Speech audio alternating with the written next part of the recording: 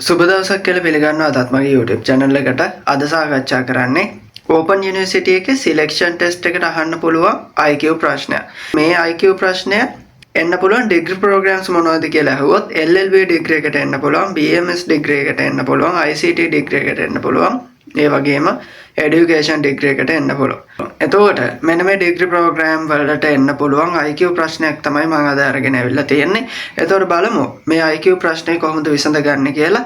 Video එකට යන්න කලින් පොඩි මතක් කිරීමක් කරන්න තියෙනවා. ඔයා මේ පාර Open University එකේ selection test එක ලියනවා නම් වීඩියෝ එක දිගටම නරඹන්න කියලා මතක් කරනවා. ඒ වගේම selection test එක ලියන ඔයාලගේ යාළුවන්ට මේ වීඩියෝ එක ෂෙයා කරන්න කියලා මතක් කරනවා. ඒ වගේම මගේ YouTube channel එකට අලුත් කෙනෙක් නම් channel එක subscribe කරලා දැන්ම channel එකත් එක්ක set වෙලා ඉන්න කියලා මතක් කරනවා. එතකොට පුළුවන් ඔයාලට මේ විදිහේ IQ ප්‍රශ්නත් ඒ වගේම general knowledge කොටස කොහොමද ගොඩදාගන්නේ කියන එකත් ඒ වගේම Open University එක සම්බන්ධ සියලුම විස්තරත් ඔයාලට දැනගැනීමේ හැකියාව තියෙනවා මගේ YouTube channel එක හරහා.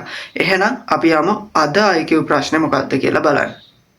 ශ්‍රී ලංකා විවෘත විශ්වවිද්‍යාලයේ උපාධි පාඨමාලා සඳහා පවත්වනු ලබන තෝරා ගැනීම පරීක්ෂණය ඉහළින්ම සමත් කරවන උපාධි සිහිනය යථාර්ථයක් බවට පත් කර ගැනීමට මඟ පෙන්වන දිවයිනේ සාර්ථකම selection test class එක ඔරාස් education මගින් පවත්වන දේශක ශෙහාන් ප්‍රමුදිත ගුණසේකර මගින් මෙහෙය වන OUSL degree program selection test class එකට සම්බන්ධ වීමට 07263740053 number එකට WhatsApp පණිවිඩයක් යොමු කරන්න.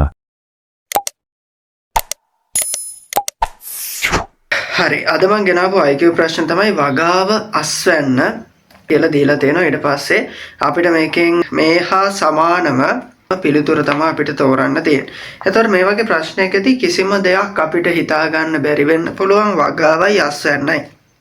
මොකද්ද මේ කියලා තියෙන්නේ කියලා. ඊට පස්සේ අපිට පිළිතුරු හතරක් දීලා තියෙනවා. අධ්‍යාපනයේ උපාධිය කියලා එකකුත්. ඊට පස්සේ දෙවෙනියට සංවර්ධනයේ විදේශාධාර කියලා එකකුත්. ගංගාතුර සහනාධාර කියලා ඊට පස්සේ හතරවෙනියට දීලා තියෙනවා ප්‍රාග්ධන ලාභ කියලා. එතකොට වගාව අස්වැන්න කියලා කියන්නේ වගා කරොත් තමයි අපිට අස්වැන්න ලැබෙන්නේ. ඒහා සම්බන්ධ පිළිතුරක් තමයි අපිට තෝරගන්න තියෙන්නේ. ඒ කියන්නේ යම් කිසි දෙයක් කරොත් ඒකෙන් ලැබෙන ප්‍රතිලාභය තමයි අපිට මෙතනදී හොයාගන්න තියෙන්නේ. හරිද? ඊට පස්සේ අපි බලමු දැන් පිළිතුරු එකෙන් එක අංක 1ට දීලා තියෙන අධ්‍යාපනයේ උපාධිය කියලා. අධ්‍යාපනය කරොත් අපිට උපාධියක් ලැබෙනවා. හැබැයි අපි අධ්‍යාපනය කරන සීමාවත් එක්ක ලැබෙන්නේ එකම දේ උපාධිය නෙමෙයි. හරිද? අපි කොච්චර ඉගෙනගෙන යම්කිසි මට්ටම් වලින් අපි ලබන අධ්‍යාපනය කෙලවර කරන්නේ උපාධියම නෙමෙයිනේ ගොඩක් දෙනා.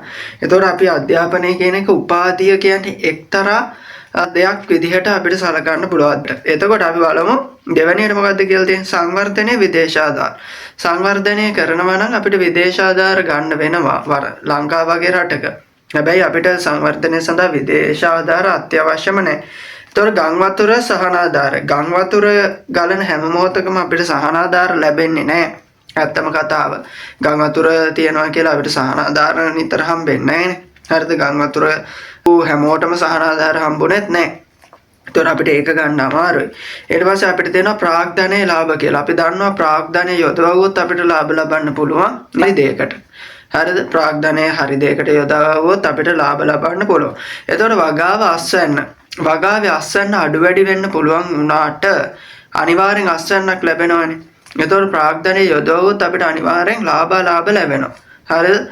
එතකොට අපිට අධ්‍යාපනයේ මෙතනදී උත්තරේ විදියට ගන්න බැරි. අධ්‍යාපනයෙන් උපාධියක්ම හිමි වෙන්නේ. හරිද? උපාධියක්ම ගන්නෙ නෑනේ කොට දෙනෙක්. ඒක ඩිප්ලෝමා එකක් ගන්න පුළුවන් එයාගේ අධ්‍යාපනය හරහා. ඊට පස්සේ එහෙම නැත්නම් හයර් නැෂනල් ඩිප්ලෝමා එකක් ගන්න පුළුවන්. ඒ විවිධ අංශ වලට විවිධ විදිහට ඒක ක්‍රියාත්මක වෙන්නේ. හරි. එතකොට අධ්‍යාපනය හදාරොත් උපාධියක් නෙමෙයි අනිවාර්ය දේ. ඊට පස්සේ සංවර්ධනයට විදේශාධාර ඕන වුණාට ඒකත් අතර කිසිදු ගැළපීමක් නැහැ. ඊට පස්සේ ගං වතුර සහනාධාර කියන එකේදී ගං වතුර ඇති වුණොත් සහනාධාර අනිවාර්යයෙන්ම ලැබෙන්නේ නැහැ. හැමෝටම ගං වතුර ගැලුවා කියලා සහනාධාරයක් ලැබෙන්නේ නැහැ නේ. ඒකට විපතටපත් වුණා. පොඩි ගාණක් මුදලක් ආවට ඒක යාට සහන ආධාරයක් බවටපත් වෙන්නේ නැහැ. එතකොට අපිට වගාව අස්වැන්න කියන එකේදී අපිට මේ වගාව නම් අස්වැන්න. ඒ කියන්නේ වගාව හරියට කරොත් හොඳ අස්වැන්නකුත් වගාව හරියට කරේ නැත්නම් අස්වැන්නක් ලැබෙන්නේ නැහැ. ඒතකොට අඩු වැඩි වෙන්න පුළුවන්. හැබැයි ඒකට අපි කියනවා අස්වැන්න කියලා. අපි දන්නවා ප්‍රාග්ධනය යොදවුවොත් තමයි අපිට ලාභ ලැබෙන්නේ. ඒතකොට ලාභ අලාභ කියන එක මේකේ තියෙන්න පුළුවන්. හැබැයි අපි හඳුන්වන්නේ ඒක ලාභ කියලා. හරිද? ඒතකොට ලාභ අලාභ කියන එකත් අපි දන්නවා සාමාන්‍යයෙන් ලාභ අඩු වැඩි වෙන්න පුළුවන්. එතකොට අර අස්වැන්න හා සමානයි. හරිද? වගාව අස්වැන්න කියන පදෙත් එක්ක මෙතන ප්‍රාග්ධනය ලාභ කියන පදේ සමාන වෙනවා. එතකොට අපිට නිවැරදි පිළිතුර වශයෙන් ගන්න වෙන්නේ 4 වෙනි එක. මේ වගේ IQ ප්‍රශ්න ඔයාලට විසඳා ගැනීමේ හැකියාව තියෙනවා. සහ පොඩ්ඩක් තීක්ෂණ බුද්ධියකින් මේක ගැන හිතන්න ඕනේ. සහ වචන අර්ථය ගැන අපි හොඳ අවබෝධයක් තිබ්බොත් තමයි මේකට නිවැරදි පිළිතුර තෝරා ගැනීමේ හැකියාව අපිට ලැබෙන්නේ. හරි. එහෙනම් මම හිතනවා මේක තෝරගන්න වෙදී ඔයාලට පැහැදිලි වෙන්නේ නැති කියලා.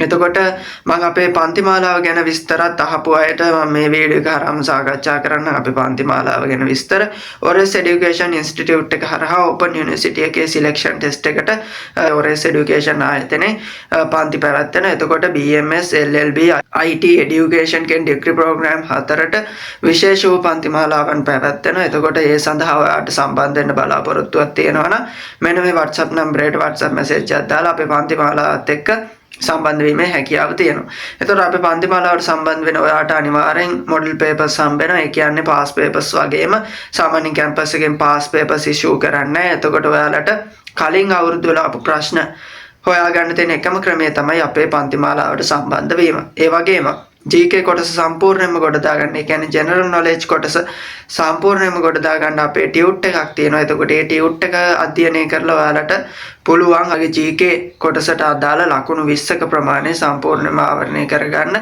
මොකද මේ ටියුට් එකෙන් අන්තර්ගත ප්‍රශ්න තමයි ඔයාලට selection test එකේ එන්නේ. හරිද? අපි ඒක හරියට හදලා තියෙන්නේ ඒ ප්‍රශ්නම එන විදිහට.